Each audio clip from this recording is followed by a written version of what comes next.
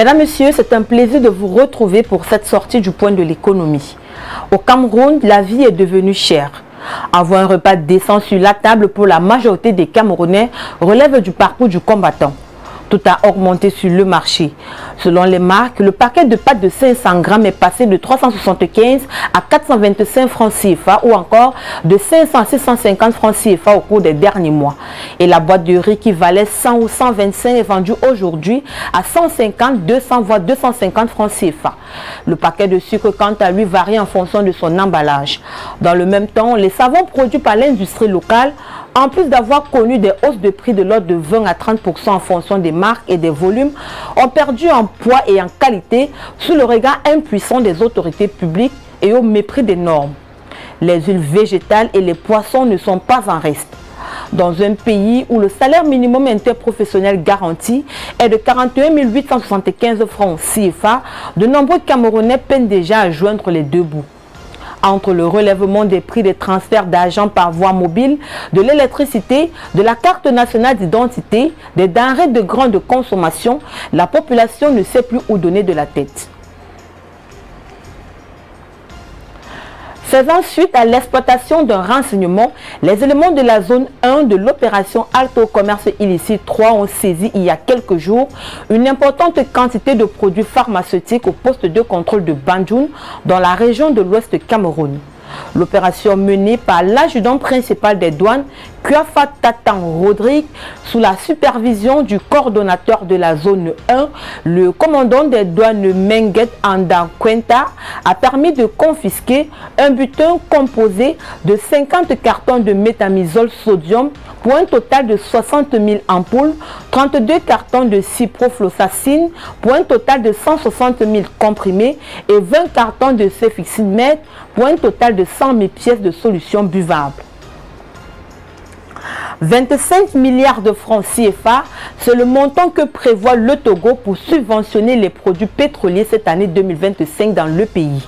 Cette mesure s'inscrit dans une stratégie gouvernementale visant à atténuer les effets de la vie chère sur les ménages de Togolais. Les produits concernés par cette subvention comprennent le super sans-plomb, le pétrole, le gazole et le mélange de temps, avec une prise en charge pouvant atteindre 233 francs CFA par litre selon le type de carburant. Il faut dire que depuis le 10 décembre 2024, une baisse des prix à la pompe est effective dans un contexte international marqué par une diminution du prix du baril. En parallèle, une enveloppe de 9,6 milliards de francs CFA sera mobilisée pour subventionner le gaz domestique.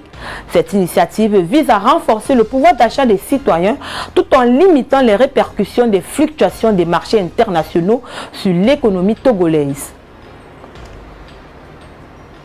En Tunisie, les petites et moyennes entreprises sont confrontées à de nombreuses difficultés pour obtenir un prêt auprès des banques.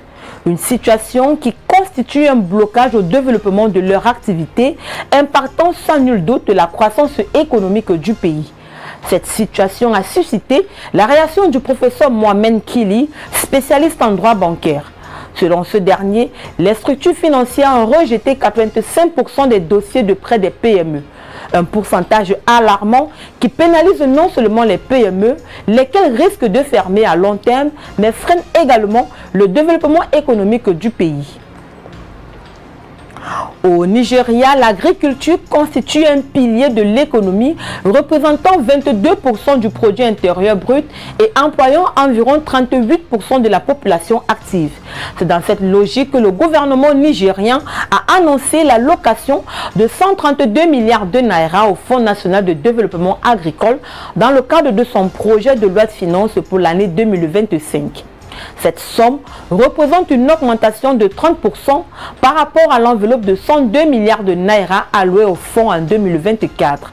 Cette hausse témoigne de l'engagement du gouvernement à renforcer le secteur agricole.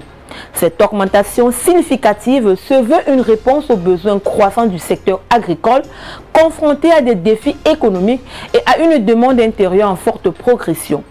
Une part majeure de ce budget, soit environ 96%, sera consacrée au programme Renew Hope Fertilizer Support Programme.